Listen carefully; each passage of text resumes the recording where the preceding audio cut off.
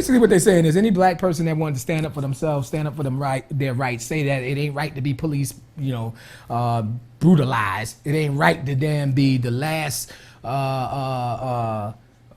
person to get rights for anything. It ain't right to be killed. And we have no say so about it. If people just stood up and said, "Listen, I'm a man, I'm not going to allow you to treat me like this," then they was labeled. They was targeted for this program because they said, "Wait a minute, this guy is dangerous. Is he going to be according to the prophecy? What the prophecy is talking about? What is the prophecy talking about? The Lord is going to send the apostles forth last. Could this possibly be one of them? We're going to have to get rid of this guy." So it says this. To prevent black nationalist groups and leaders from gaining respectability by discrediting them to the community, a final goal should be to prevent the long-range growth of militant black nationalist organizations. Don't let them start spreading out and getting large. Oh, that's when you're becoming a really big threat. And they're gonna have to be making some serious moves. Now look at this, especially among the youth. They knew that they knew the prophecy that this would be people that would be born into this world. And they would start to bring about the change. So they started targeting the youth. So I'm gonna tell you what that's all about as soon as I'm done reading this sheet. These are excerpts from the FBI counterintelligence program operated by the FBI and its agents that infiltrated, not some of, it infiltrated all of the black organizations in the 60s. Now, are they still doing that? And they go still putting things in place to make sure that a black messiah don't rise? What are some of the things that they can put in place to make sure that a black messiah don't rise? How about some of the things that they got in place right now? Well, we read Matthew 2, and we see that H.E.R. killed the children, because he figured that the Messiah would be born. Are they killing the children now? Yeah, it's called abortion. That's what it's called. It's a program, okay? And if you've been paying attention, you will find out that the program has been the ones that's targeted for that program is the black and Hispanic and Indian communities, okay? You don't need nobody's statistics. You could just look around yourself. Look at the advertisement and see who the advertisement is targeted towards, okay? When they advertise, they target towards the people that they're trying to sell to. All of the commercials about abortions, commercials don't show nationally or internationally. Commercials show locally. What's on a commercial in Philly is not going to be on a commercial. Y'all could be watching the same program, but what's on a commercial in Philly is not going to be the same thing that's on a commercial in New York. And even in certain parts of Philly, there may be different commercials for the ghettos, what they call in the slums, and entirely different commercials for the suburbs, the suburban areas. So basically, the targeting of the blacks and Hispanics with the abortion, all of the signs, the billboards for abortion, those are in predominantly bad communities, okay, so-called ghetto communities.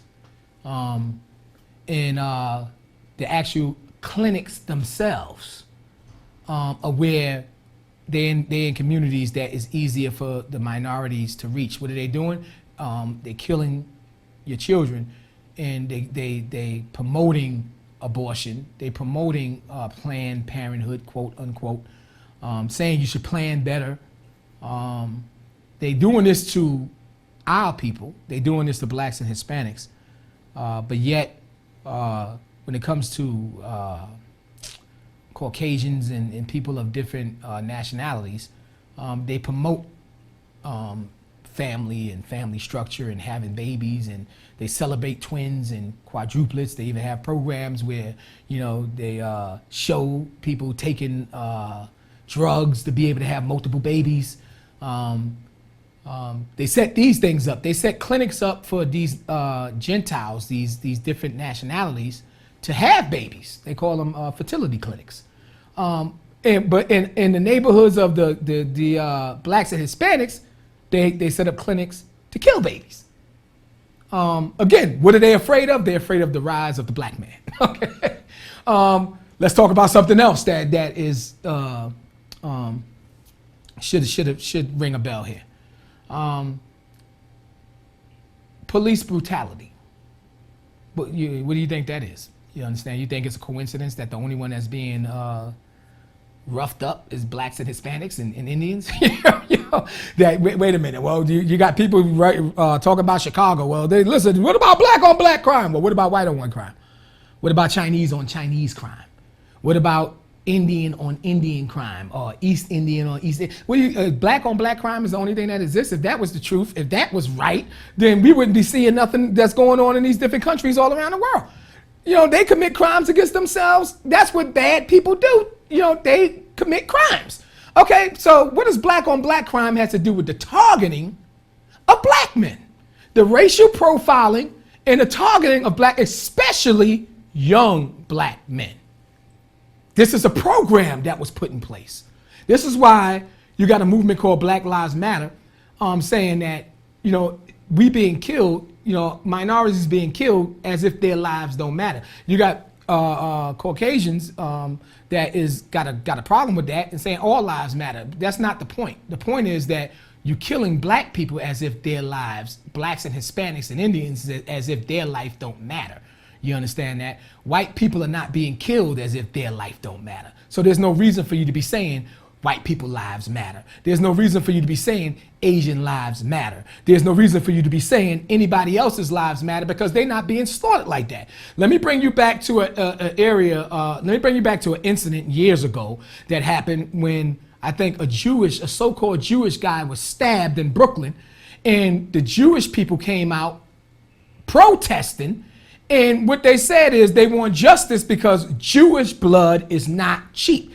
Google that. Google Jewish blood is not cheap, and you will get the story. Nobody rose up and said, everybody's blood is not cheap. Black people blood is not cheap. White people blood is not cheap. Why are you saying Jewish blood is not cheap? They saying Jewish blood is not cheap. The purpose behind their argument was because you just killed one of our members of our community. And we want to let the world know that we're not going to stand for that. You're not just going to kill us as if we don't matter. But they didn't face the opposition that black people are facing when they want to stand up for their rights, their children. Now, these are children being killed. Trayvon Martin, Michael Brown, children, young men. So it's clear that if you're going to defend the killing of children, then it's clear, you have a program put in place to make sure that our children are killed. Then they're being killed by people that's supposed to be in authority. They're being killed by, police officers, law enforcement, FBI, CIA, programs. And when I say killed, murdered, I'm talking about murdered, okay? I'm not talking about just the gang killing or the average local cop, on the beat and end up just taking out his gun and shooting a black man down like a dog because to him, his life don't matter. They also have programs. They push drugs in the community. You understand that? They assassinate people in our community. CIA, okay? Assassinate people in our community. They put poison in food, okay? all these programs, okay, is geared towards the black community. Police brutality is not a coincidence. It's been happening as long as you have been alive. And I'm talking to the ones of you that's now elderly. Okay, you can remember way back an incident where the police was killing young black men, and it's still happening today. You think that's a coincidence? Well, you got some people that will argue or tell black men to stop being thugs. Well, what about the thugs in China, in Chinatown? Okay, you ever heard of that? You don't hear too much about that. The Chinese gangs. Okay, what about them? They getting shot down on the streets for walking in the street, what you call jaywalking. They being profiled and pulled over in the masses, in the large numbers. Okay, what about all these ethnic gangs, these Italian gangs, these young Italian thugs, okay, that's in Bensonhurst and in Brooklyn and wielding bats and chasing people? What about, are they being shot down and targeted by the police? Okay, what about all these different other young ethnic groups?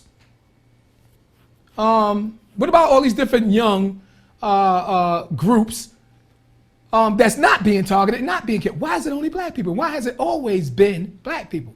is a bigger picture. And this is what the tribes of Israel got to start to focus on. Y'all got to start focusing on the bigger picture. Okay, what's going on in the neighborhood, what's going on outside your house, listen, God is going to bring judgment. Okay, individuals and their negativity and their wickedness, they already condemned. Okay, but the bigger picture is what's happening to us as a whole. And the reason why we are here, the reason why the believers are here, we are soldiers in God's army. The scripture says we are good soldiers of the Most High. We're the ones that's supposed to be standing up against this wickedness. We're the ones that's supposed to not be afraid because we're under the protection of God. We're the ones that's supposed to know who the enemy is. We're the ones that's supposed to be informing everybody else who the enemy is and how this has been a long conspiracy that has been played out against our people. This is what we're in the truth for. The gates of hell, police brutality. Just having a civil rights march is not going to be enough. You understand that? You're going to have to be band together under the truth and be up under God's protection in order for you to actually survive these times that we are living in.